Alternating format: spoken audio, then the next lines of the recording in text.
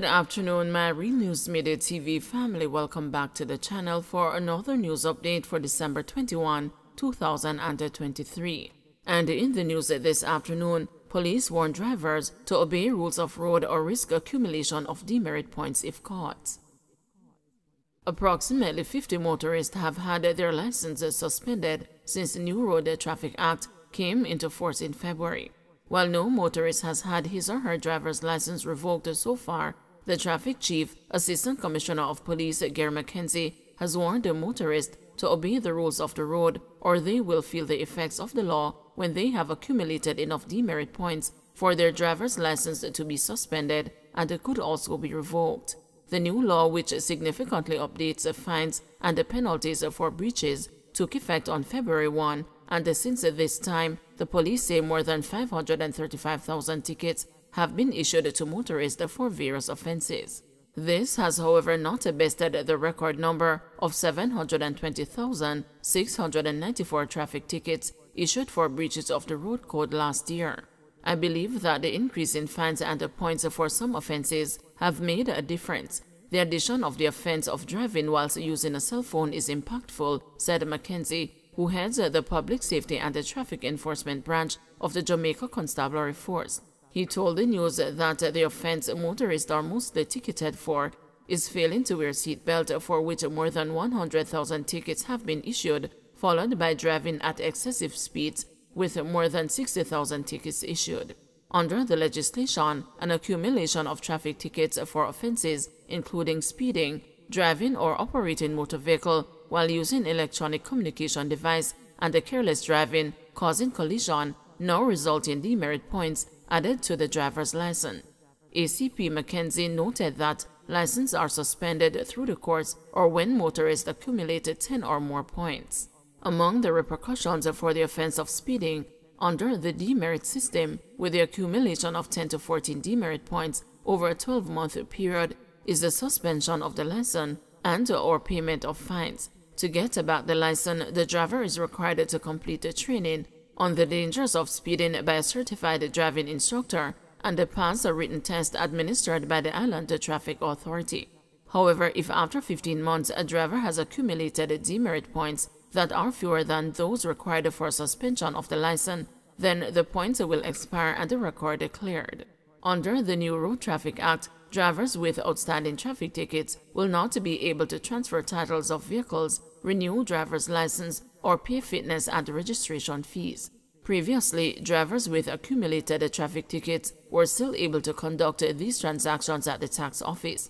In the meantime, ACP McKenzie said he believes that the police have been fairly effective in enforcement of the new Road Traffic Act. He said that the electronic ticketing system has greatly improved enforcement and has ensured greater compliance as it relates to prosecutions. He noted, for example, that payment for infractions have now moved from 30% to approximately 55%.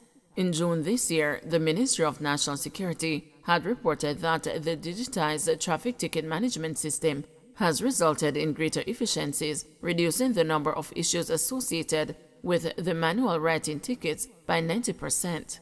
The system allows the police to issue tickets using a mobile device and a printer.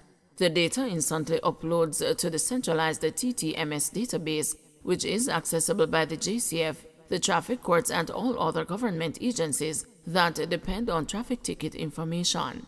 The digitized system has reduced the time it takes for the police to issue a traffic ticket, and there has also been an increase in the number of traffic tickets being issued, with the number now averaging 7,000 per week. ACP McKenzie said he is of the belief that motorists are not as aware as they should be about what is contained in the new Road Traffic Act. As such, he is advising them to visit the Ministry of Justice's website to get more acquainted with the new legislation. Portmore family saddened as the plans for Big Christmas turn into funeral arrangements. Relatives of a man who was murdered by gunmen in 3 North Greater Portmore St. Catherine are now burdened with having to shift their plans from having a joyous and a festive Christmas this year to making funeral arrangements. The deceased is a 35-year-old Oreen Fraser of a Sundown Crescent address in Greater Portmore. The news understands that on Tuesday night, Fraser was painting and carrying out decorative activities inside his house in preparation for Christmas Day when he decided to venture outside to a nearby shop. It was at this shop that gunmen decided Fraser's fate, shocking his relatives and the community. His relatives and the residents of 3 North are said to be currently trying to figure out the puzzle of who could seek to murder such a quiet and well-loved individual, according to a relative of the deceased who referred to him as a Scrappy. I don't know how to explain my feeling. It is a feeling of worry.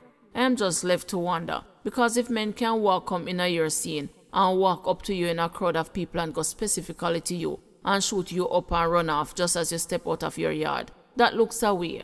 When him get shot up and dead, people have said them no know him as a person for somebody to walk up and do something like that. They are wondering if he had an issue with someone and didn't tell his friends. He didn't have any children of his own, but he has 4 stepchildren. He's close to 3 of them, the resident shared, noting that he was concerned about the mother of the deceased. He added that the mother of the deceased now has to cancel the big celebration she had planned for Christmas. According to the relatives, dinner is still planned, but activities will be drastically scaled down.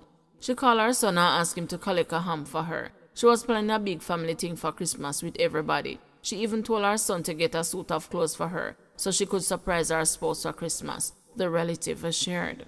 Meanwhile, the spouse of the deceased was emotional while speaking to the news. The feeling is terrible. You can hear it in my voice. I don't sleep throughout the night when it happened. I was at home washing out some curtain. My daughter-in-law came in and said something went on over the shop. We were here and she ran out and came back and said it was him. I locked off the washing machine and I started to scream out and got nervous. It is bad. He was well loved. He was a nice and quiet person who didn't talk much. Oh gosh. In the meantime, Senior Superintendent of Police in charge of St. Catharines South, Christopher Phillips, confirmed that a murder took place Tuesday night, but said he was unable to provide details at this time. Police deploying canine dogs to detect illicit weapons. The police will be deploying canines to checkpoints to detect the presence of illicit weapons. Police Commissioner Major General Anthony Anderson said as criminals use the cover of the Yuletide season to engage in nefarious activities, the police will be instituting countermeasures.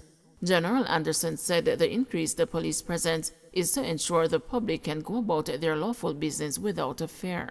You should be seeing by now additional activity on the road, not just to slow down the traffic, but also to do the necessary vehicle checkpoints to check for everything from guns and so on moving. Now, we've found that people are becoming more and more ingenious about how they secure these. I mean, we're still finding them, but they're becoming more ingenious about how they secure these weapons in the vehicle as they move around.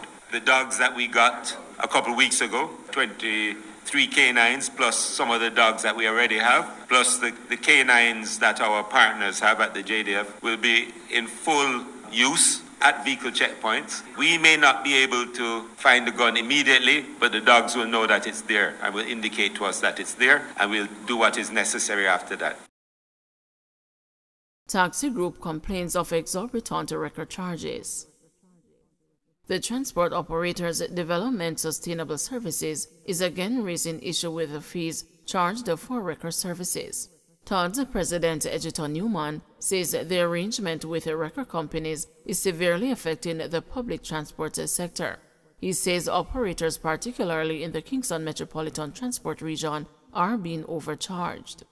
Transport sector losing millions of dollars per day from being considered as illegal wrecking services, where we are charged up to 3-4 times the amount. Right now, we believe that from figures given to us by the Transport Authority, a bus should not be wrecked for more than $18,000, and it depends on the mileage. Now we are seeing where we are charged up to $57,000 for a very short distance.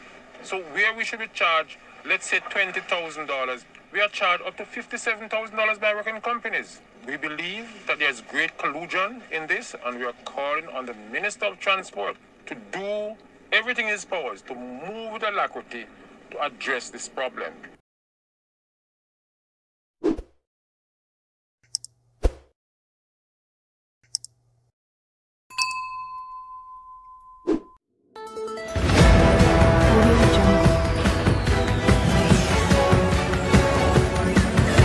Audio